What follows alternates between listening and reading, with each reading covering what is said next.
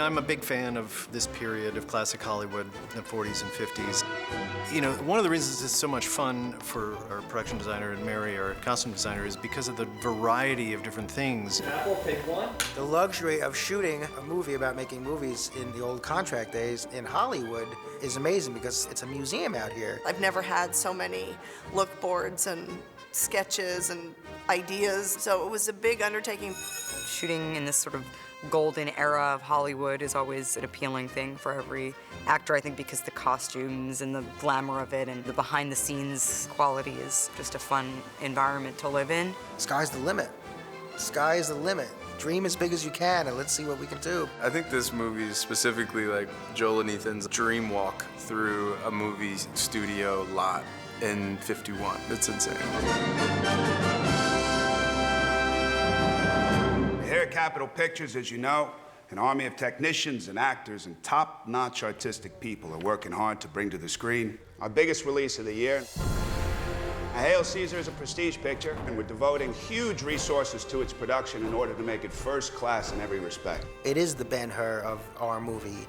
We have wonderful sculptors carving massive pieces of things. We built a big, beautiful entryway and just did some really broad strokes there, and I think it's gonna go a long way. They're using backdrops that were actually used in Ben-Hur, real backdrops. So it's fun to see the process being done like it was done originally. George has been so game. He's basically worn a dress the whole movie. And I was like, can we show your knees? He was like, yeah, and he does. He has great legs. Who knew?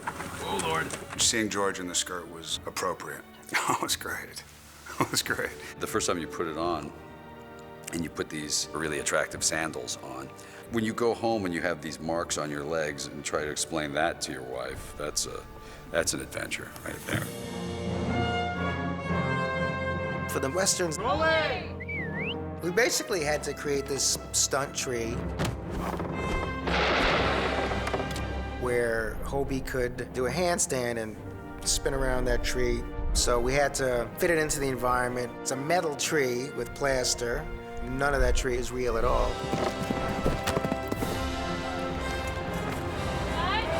In my experience of doing Westerns, you have to find the hat and then you can find everything else.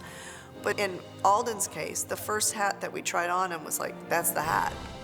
Just like that. Hobie, the studio says you're finished here and you're to report back to the lot. How come? They're changing your image. Okay. Merrily We Dance is melodrama, and it's big, kind of fabulous, overscale scenery and people in tuxedos. Looking at what was going on back then, the set was twice as tall as we would sort of build anything today. Merrily We Dance, 27 Apple, take one.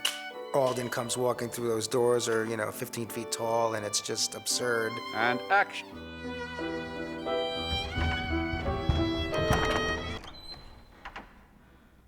It's been really beautifully recreated, the atmosphere, and to see all the crew from our film within a film makes one slightly nostalgic. When I was talking to Joel and Ethan, we were like, how intense do we want to get? And everyone was like, let's go for it. There are 150 extras out there, all looking sensational. They all look like movie stars. And with this team, they know how to make you look the part. And yeah, it's really easy with people like this. Dressing you up. I love dressing Tilda. She wears clothes like nobody else. I mean, she has 5 changes, but the changes were based on the hats. Like, each change was like, and here she is, Yeah.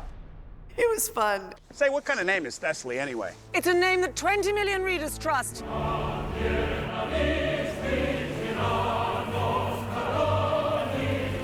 We built a 90-foot piece of a submarine and put it on the side of the tank. And it's just about the mood and the contrast and the water and the boat in there with the relationship to the sub and Roger's amazing lighting. It was just mind-blowing.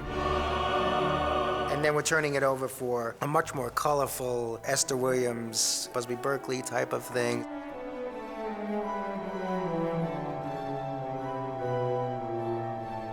Oftentimes you see a mermaid and she's like got long hair and like nothing on top or little cups here, and then from the waist down is where you put the mermaid. But I felt it would be more period correct to put her in a whole piece. We started out with a base fabric that was sequin, but we had to bead onto it and bead all those scales. It turned out great. And Scarlett, I thought, rocked it, man. Mary Zophres has this incredible imagination And she's also very sensitive to the body and what's comfortable for an actor and what you're going to be able to move in. And of course, this case, my costume was extremely restrictive. She's just wonderful. She really creates a whole world. Damn it!